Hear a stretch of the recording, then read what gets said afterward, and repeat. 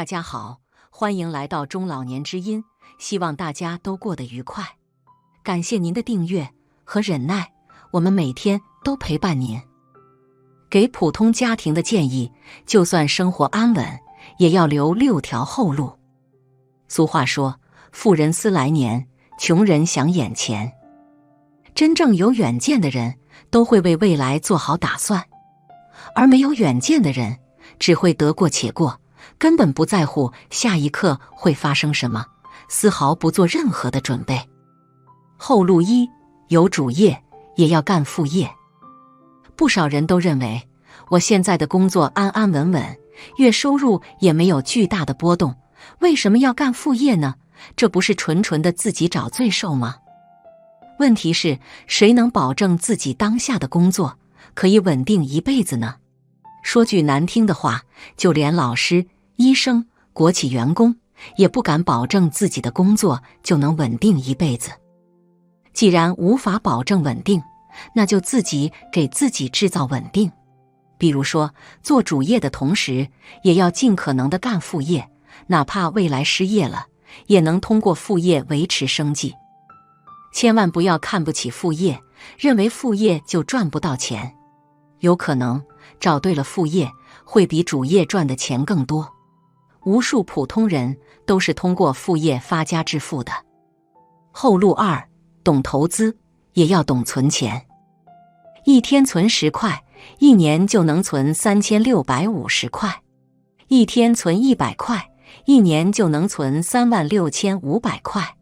将一部分钱存起来，会成为家庭的保命符。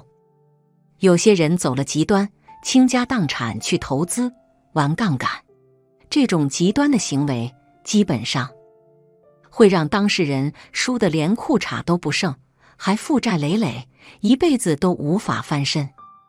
投资是必要的，存款也是必要的。在投资的同时，留一部分钱存起来，让手中有流动性极强的现金，哪怕遭遇什么风险、意外，也能及时应对。存钱看似保守，实际上是普通人的不二选择。至于说投资，有人说过，在股市中，只要你空仓，就能跑赢95%的股民，被收割才是常态。后路三，有学历也要多读书。无数人大学毕业后就不再看书了，连以往养成的阅读习惯都丢弃了，以至于越是不阅读，越是头脑简单，越活越糊涂。在这个年头，哪怕是博士，也要经常阅读，跟上时代的节奏。一旦不阅读，知识面跟不上，那被时代抛弃就是分分钟的事了。养成阅读的习惯，未必可以让人大富大贵，但一定可以让人活得清醒。而活得清醒的人，基本都可以安安稳稳，生活无忧。就拿割韭菜套路来说，别人知道这个套路，就能及时躲避，而他啥都不懂，那他不就成为被收割的对象了吗？后路四，再忙碌也要多休息。老板会忽悠员工加班拼命，一天当成2天干，把公司当成家，在为公司奋斗的过程中改变命运。说完这些话，老板就去补觉了，或者去会所嫩模了，只留下苦逼的打工人继续内卷，继续加班，拼了命给老板赚钱。说句难听的话，某个员工拼命到身体不好，老板就会立马解雇他，而不会跟他客气。那被忽悠的员工不就没有好结果了吗？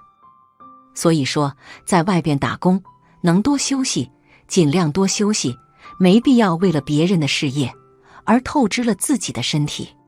一旦透支了身体，有可能加班赚来的钱都不够给医药费。后路五，再有钱也不要显摆。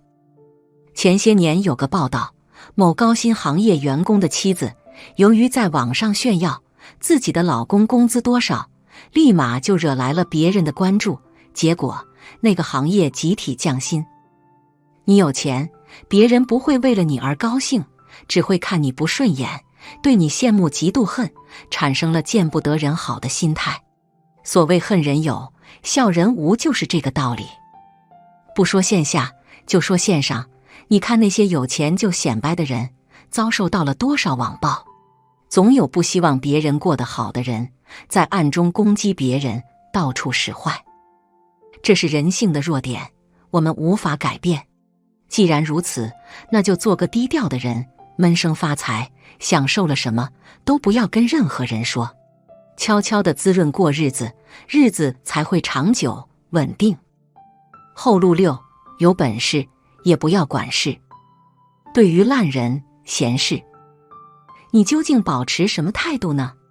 大部分人都会招惹烂人，管了闲事，以至于引火烧身，自讨苦吃。烂人基本到处都有，你不惹他，他就不来侵犯你。要是你招惹了他，他对你愈发感兴趣，那他就会想尽一切办法整你，让你睡不安，也吃不好。闲事基本随处可见，就好比你找地中的烂泥，你随便沾染上一点，就会被它死死缠上，想甩开也甩不开。一开始就不该管任何的闲事。人人自扫门前雪，莫管他人瓦上霜。别人如何，有什么闲事，那是别人的问题。我们只要做好自己的本分，井水不犯河水，就相安无事了。人犯3忌，财运不保，做了这些蠢事会拖垮财运。命由己造，福自己求。从诞生于世的那一刻开始，我们的命数就需要我们自己来把握。所有的福禄都是自己争取来的，凡事都是一半天意，一半人和。我们改变不了天意，但我们能够尽量改变人和。所谓事在人为，就是这个道理。有些人贫穷，有些人富有，究竟是什么造成的？毫无疑问，有竞争就会有成败，有成败自然就会有贫富，而竞争需要的就是当事人所拥有的各种条件。比如说，人之能力、思维、认知、运气、手腕、眼界、格局、贵人、时机、气数，都是竞争所需要的条件。之所以竞争落败，就是因为做了蠢事。犯了羊群效应，容易被薅羊毛。有一个心理学词汇，羊群效应。百度百科的解释，个人的观念或行为，由于受到真实的或想象的群体的影响或压力，而向与多数人相一致的方向变化的现象。说的直白一点，就是随波逐流。看到别人做什么，自己就跟着做什么，缺乏自身的观念和主见，容易成为行尸走肉的个体。要想拥有财运，人就必须要有灵魂。试想，如果当事人活成行尸走肉的模样，那他还能有灵魂可言吗？早就没有了。现实中有太多的人，其实活得很可悲，总是被一些不切实际的东西干扰了思维，影响了身心，总说一些天马行空的荒唐言。如此，哪能不被人薅羊毛呢？资本市场最基本的逻辑，让大部分人都从众，在群体中丧失自身的理智，那就等于培养出一茬又一茬毫无理性的韭菜。普通人还是要清醒一点，尽量不要犯羊群效应。饿狼让你犯羊群效应，就是为了收割你，而不是希望你过得好。缺乏整体的知识面，会造成认知障碍。越是接触这个世界，越需要多读书。读书并不是要我们考高分，而是要我们博览群书，去扩大自身的知识面。何谓博览群书呢？既要了解人文的，也要了解科学的；既要了解历史的，也要了解现代的；既要了解自身的，也要了解社会的。多读历史，你就会明白各朝各代兴衰存亡的本质究竟是什么；多读经济学，你就会明白金钱的逻辑关键是什么；多读社会学，你就会明白社会的运行逻辑到底是什么；多读心理学，你就会搞懂最基本的人性心理究竟是什么。还是杨绛先生说得好，你的问题在于读书不多，而想得太多。很多人都认为有知识没用，其实他们都错了，没知识。在这个年头，也许被人卖了还帮着别人数钱，哪有出路呢？多读书，多扩展知识面，保持该有的眼光和主见，这是你我一辈子的功课。3. 对人性了解不够深刻，会很难混下去。上文谈到，我们要读各种书，去扩大自身的知识面。这一切的根源究竟是什么？毫无疑问，就是人性。历史的本质是人性，经济的本质是人性，商业运行的本质是人性，心理学的本质也是人性，一切都是人性造成的。有一个故事，有2个乞丐在路边乞讨，双方关系很好。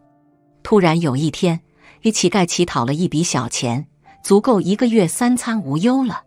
所以他就跟 B 乞丐说自己今天有多好运。原以为 B 乞丐会为 A 乞丐高兴，未曾想 B 乞丐直接仇视 A 乞丐，还动手动脚打了他一顿，从而夺走了 A 乞丐手中的钱财，A 乞丐落得人财两空的下场。为什么乞丐会面临如此结果？因为他不了解人性。何谓人性？就是孔子谈到的不患寡而患不均，不患贫而患不安。大家一起穷没问题，可如果某个人富有了，那他就会被人仇视，成为别人眼中的公敌。这仅仅是人性的一部分，还有更多的人性真相值得我们深思体会。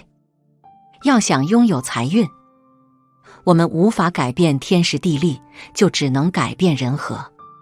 而改变人和的关键就在于个人的思维、知识面对于人性的了解程度。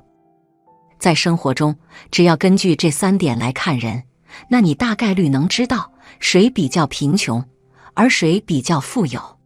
一个人的认知跟他的财富其实是成正比的。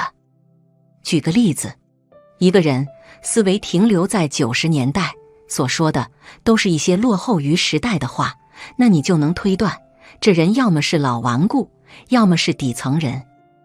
试想，拿90年代的思维，在今时今日混生活，适用吗？肯定是不适用的，还有可能随波逐流，被人卖了还帮着数钱。我们都是普通人，最多只能赚中财，而中财就需要一定的认知来实现。普通人如何跨越阶层？一个人在30岁之前，他的事业感情顺不顺，基本上都是由他父母决定。很多人不承认这个答案的原因是他不敢。其实很简单，父母给你提供的物质条件和思维方式，就决定了你在还没有独立思考和独立行动能力的时候，怎么混社会，怎么处理感情，这些家庭里边的耳濡目染，你根本没办法逃避。大概率上，你父母如果混得很差，感情也是一塌糊涂的，基本上孩子也是这样。想改变这样的状态怎么办？